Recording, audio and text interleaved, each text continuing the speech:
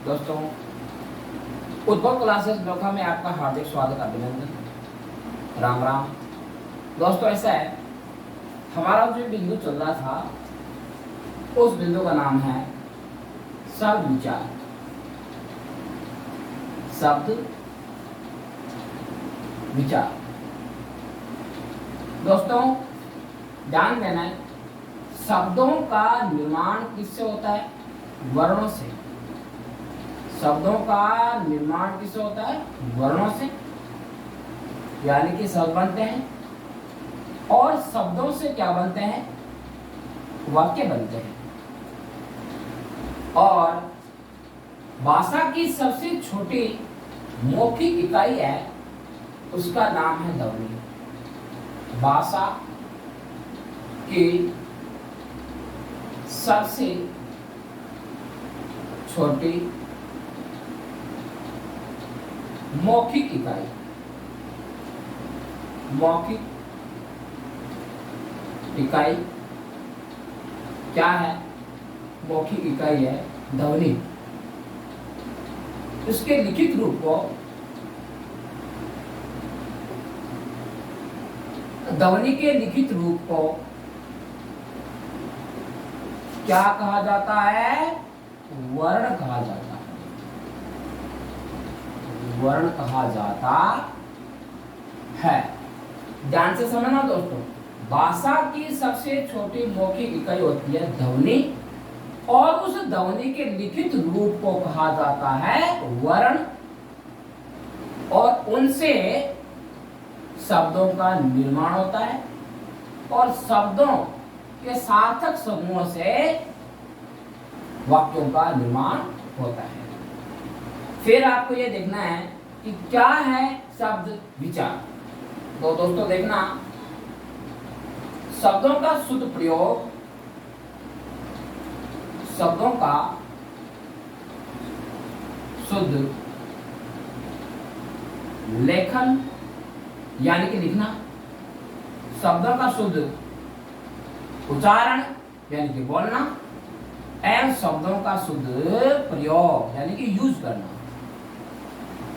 क्या कहलाता है? शब्द विचार कहलाता है। दोस्तों, यह शब्द विचार की डेफिनेशन है। यह शब्द विचार की डेफिनेशन है। एक बार इसको और आराम से समझिएगा कि भाषा की सबसे छोटी मौखिक इकाई है ना, वो क्या है? ध्वनि है। ध्वनि के लिखित रूप को क्या कहा जाता है?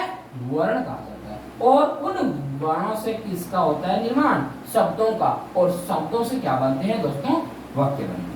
ठीक है, हमारे पास में हमारा जो बिंदु, उसका नाम क्या है? शब्द विचार। तो क्या होता है शब्द विचार? इसके बारे में ध्यान देखना कि शब्दों का शुद्ध लेखन होना चाहिए, शुद्ध उसका उच्चारण होना चाहिए, और शुद्ध उसका प्रयोग होना चाहिए। वही कहलाता है शब्द विचार। दोस्तों,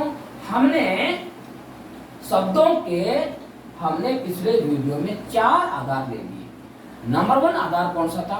नंबर 1 आधार था उत्पत्ति के आधार पर शब्दों के भेद। 5 भेद होते हैं दोस्तों। उत्पत्ति के आधार पर शब्दों के 5 भेद होते हैं। नंबर 1 तत्सम, नंबर 2 तो तद्भव, नंबर 3 हो गया आपका कौन सा? हो गया देशज, नंबर 4 हो गया विदेशी, नंबर 5 हो गया संकर शब्द। ठीक है, उसके बाद में था दोस्तों आधार कौन सा लिया था?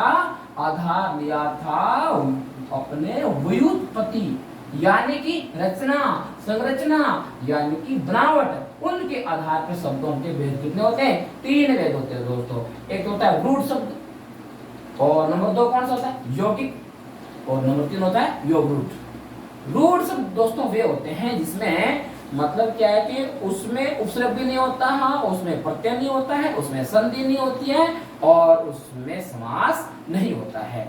ऐसे एग्जाम्पल जितने भी शब्दों के इसके अलावा है, उपसर्ग ना हो, उसमें प्रत्यय भी ना हो, उसमें संधि भी ना हो, उसमें समास भी ना हो, वो सारे के सारे शब्द क्या कहलाते हैं? रूढ़ शब्द कहलाते हैं दोस्तों। और यौगिक शब्दों का निर्माण किससे होता है? 2 रूढ़ शब्दों से, और उनका अपना अलग अलग क्या होता है? अर्थ होता है। ठीक है, तो देखना दोस्तों कि यौगिक शब्दों के मतलब एग्जाम्पल अपन देखें ना, तो मतलब क्या है कि उपसर्ग युक्त शब्द ना सारे यौगिक होते हैं। प्रत्यांत शब्द जो होते हैं ना वो वे सारे के सारे यौगिक शब्द होते हैं, और मतलब जिनमें संधि होती है, मतलब जिन शब्दों का संधि विच्छेद होता है वो भी शब्द होते हैं यौगिक शब्दों में गिने जाते हैं। ठीक है, और एक अपना समास होते हैं अपने पास में 6, यानी कि 6 समास होते हैं, उसमें एक समास को छोड़ना है। वो समास कौन सा? बहुव्रीहि। इस बहुव्रीहि समास के अलावा, मतलब जितने भी बहुव्रीहि के अलावा जितने भी पांचों समास है, उन पांचों समासों के उदाहरण जितने भी होते हैं वो सारे के सारे किसमें गिने जाते हैं? यौगिक शब्दों में दोस्तों। ठीक है, और उसके बाद में क्या आता है? योगरूढ़ शब्द। योगरूढ़ क्या होता है? मतलब अपना बहुव्रीहि समास के जितने सारे एग्जाम्पल है, समस्त बहुव्रीहि समास के उदाहरण मतलब अपने योगरूढ़ शब्दों में गिने जाते हैं दोस्तों। ये इसके दो आधार हो गए। फिर इसका आधार था तीसरा, वो क्या था कि अर्थ के आधार पर शब्दों के भेद कितने होते हैं? अर्थ के आधार पर शब्दों के दो भेद होते हैं दोस्तों, एक होता है सार्थक, एक होता है निरर्थक। तो दोस्तों ध्यान देना कि सार्थक क्या होता है? सार्थक वे होते हैं वे शब्द जिनका मतलब अर्थ होता है, जो अर्थवान होते हैं, जिनका अपन स्वतंत्र यूज कर सकते हैं, अपन उसका वो अकेले मतलब क्या है कि अर्थवान रूप में होते हैं, वो होते हैं सार्थक शब्द। और निरर्थक क्या होते हैं? निरर्थक। देखो निरर्थक शब्द ये क्या होते हैं? मतलब वे शब्द जिनका कोई अर्थ नहीं होता है, मतलब जो अपने स्वतंत्र रूप में कभी अकेले रूप में नहीं आ सकते। ठीक है दोस्तों, ये था अर्थ के आधार पर शब्दों के दो भेद। फिर नंबर हमारा 4 आधार कौन सा दिया हमने चौथा आधार दिया था विकार। विकार यानी कि बदलाव। विकार के आधार पर शब्दों के भेद होते हैं कितने दोस्तों? 2 भेद होते हैं सिर्फ, एक तो होता है विकारी और दूसरा होता है अविकारी। तो दोस्तों ध्यान देना कि क्या होता है विकारी, कि वे शब्द जो लिंग, वचन, काल और कारक के द्वारा अपने स्वरूप को बदल देते हैं वो क्या लाते हैं? विकारी शब्द कहलाते हैं। और वे शब्द जो लिंग, वचन, काल, कारक के द्वारा नहीं बदलते उनको क्या कहा जाता है? अविकारी शब्द। तो दोस्तों आज हम इससे आगे हम अपन इस वाली वीडियो में पढ़ेंगे। ठीक है, ध्यान देना। अब दोस्तों देखना है ये शब्द जो परिवर्तन होते हैं ना उनकी इकाइयां होती है कितनी? 4। मतलब ऐसी इकाइयां 4 है जिनके यूज से शब्दों के स्वरूप में बदलाव आता है। तो दोस्तों हम देखते हैं कि वो कौन कौन सी इकाइयां शब्द परिवर्तन के, उनके नाम लिखते हैं अपन। ध्यान देना दोस्तों, शब्द परिवर्तन यानी कि बदलाव के इकाइयां। दोस्तों शब्द परिवर्तन की इकाइयां कितनी होती है? 4। नंबर 1 कौन सा देखो? लिंग। नंबर 2 कौन सा? वचन। नंबर 3 कौन सा? काल। नंबर 4 कौन सा? कारक। ये जो मैंने ये आपके सामने 4 इकाइयों के नाम लिखे हैं, इन्हीं के आधार पे शब्दों में क्या होता है? बदलाव कर सकते हैं। ठीक है दोस्तों, तो ध्यान देना, अगर किसी भी शब्दों में जैसे मैंने पहला लिख दिया विकार के आधार पे शब्दों के प्रकार, विकार के आधार पर शब्दों के प्रकार, शब्दों के प्रकार होते हैं कितने? 2 प्रकार होते हैं दोस्तों। नंबर 1 कौन सा होता है? विकारी शब्द। नंबर 1 कौन सा होता है? विकारी शब्द। और नंबर 2 कौन से होंगे दोस्तों? अविकारी शब्द। अविकारी शब्द।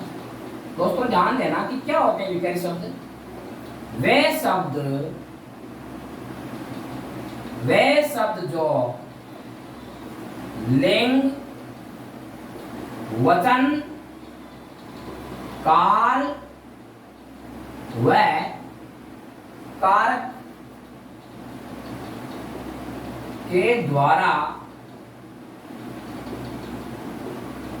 बदल जाते हैं, यानी उनका अपने स्वरूप में बदलाव हो जाता है, विकारी शब्द कहलाते हैं दोस्तों। और देखना अविकारी शब्द किसे कहते हैं? वे शब्द जो लिंग, वचन, काल, कारक के द्वारा नहीं बदलते, लिंग वचन काल के द्वारा नहीं बदलते, यानी कि उनमें कुछ भी बदलाव नहीं आता दोस्तों। उन शब्दों को क्या कहा जाता है? अविकारी शब्द। और इनका एक समानार्थी शब्द होता है अव्यय। क्या होता है? अव्यय भी इनको कहते हैं, अव्यय यानी कि कभी भी खर्च नहीं होने वाला, कभी भी नहीं बदलने वाला। वो अविकारी बोल दो तो आप इसको अव्यय बोल सकते हो दोस्तों। यह होता है आपके विकार के आधार पर शब्दों के दो प्रकार। और ये हमने यहाँ क्या लिख दिया है? शब्द परिवर्तन की इकाइयां कितनी होती है? 4 दोस्तों। ध्यान देना, एग्जाम में इससे संबंधित सवाल है ना कई बार पूछ लिए जाते हैं कि अपने ऑप्शन में ना 3 तो क्या है इसमें से आ जाते हैं और एक ऑप्शन में किसी और कोई दे देता है। तो और इसमें पूछते हैं कि इनमें से कौन सी शब्द परिवर्तन की इकाई नहीं है, ऐसा करके प्रश्न पूछ लिया जाता है। तो आपको ध्यान रखना है कि शब्द परिवर्तन की इकाइयां कितनी है? 4 है। नंबर 1 कौन सी है? लिंग। नंबर 2 कौन सा है? वचन। नंबर 3 काल और नंबर 4 काल दोस्तों। ठीक है, फिर अपन देखेंगे कि विकारी शब्द कौन कौन से होते हैं और अविकारी शब्द कौन कौन से होते हैं। आप देखना दोस्तों कि विकारी शब्द कौन कौन से होते हैं जिनमें लिंग वचन काल कारक के द्वारा उनमें बदलाव किया जा सकता है, उनकी करते हैं चर्चा करते। दोस्तों अगर आपको मेरा ये वीडियो अगर आपको अच्छा लगे तो आपको शेयर करना है, कमेंट करना है, लाइक और सब्सक्राइब करना है। और अगर कोई भी चीज समझ में नहीं आए तो आपको कमेंट बॉक्स में अपना कमेंट छोड़ना है। देखना दोस्तों, ध्यान देना कि विकारी शब्द कौन कौन से होते हैं। विकारी शब्द दोस्तों, विकारी शब्द जो होते हैं ना वो संख्या में 4 होते हैं। विकारी शब्द संख्या में कितने होते हैं? 4। देखना कि वो 4 कौन कौन से हैं। विकारी शब्दों की संख्या कितनी है? 4 है। नंबर 1 कौन सा हो गया? संज्ञा। नंबर 1 क्या हो गया? संज्ञा। नंबर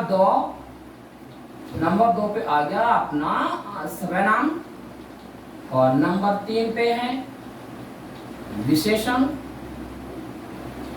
और नंबर 4 देखना दोस्तों ध्यान से कि विकारी शब्द कौन कौन से हैं।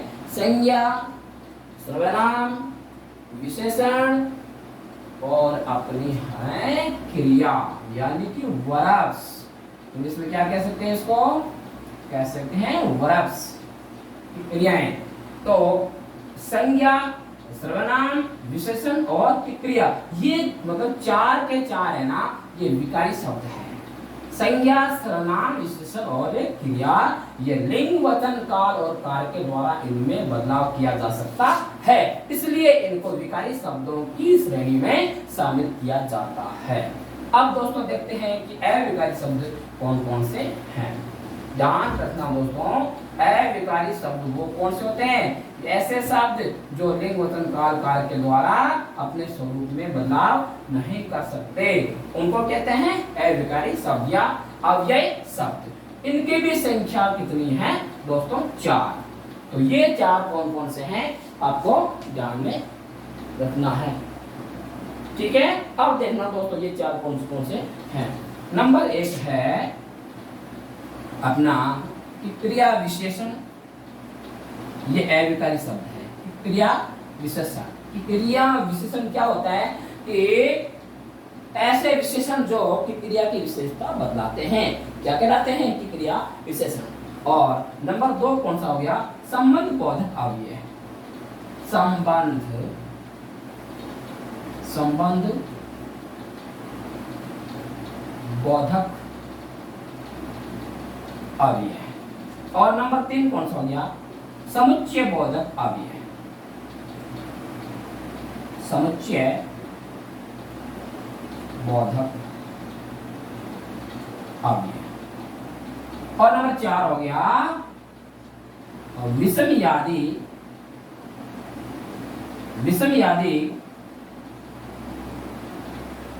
बोधक अव्यय। बोधक का अर्थ होता है जानकारी देने वाला। दोस्तों देखना ध्यान से, एग्जाम में आपको ऐसे ना पूछ लिया जाए कि विकारी शब्द कौन कौन से होते हैं तब आपको 4 नाम याद रखने हैं। नंबर 1 संज्ञा, नंबर 2 कौन सा सर्वनाम, नंबर 3 विशेषण और नंबर 4 है अपनी क्रिया। ये हैं चारों के चारों विकारी शब्दों में गिने जाते हैं। और फिर आपसे पूछा जाए कि अविकारी शब्दों में कौन कौन से शब्द आते हैं, तब आपको ध्यान रखना है एक अपना की क्रिया विशेषण, नंबर 2 संबंध बोधक अव्यय, नंबर 3 समुच्चय बोधक अव्यय और नंबर 4 विषमयादी बोधक अव्यय। यह है दोस्तों आपके विकार के आधार पर शब्दों का वर्गीकरण। ठीक है, तो मुझे आशा है आपको यहाँ तक समझ में आ गया होगा। अब हम अगला जो बिंदु लेंगे उस बिंदु का नाम होगा संज्ञा।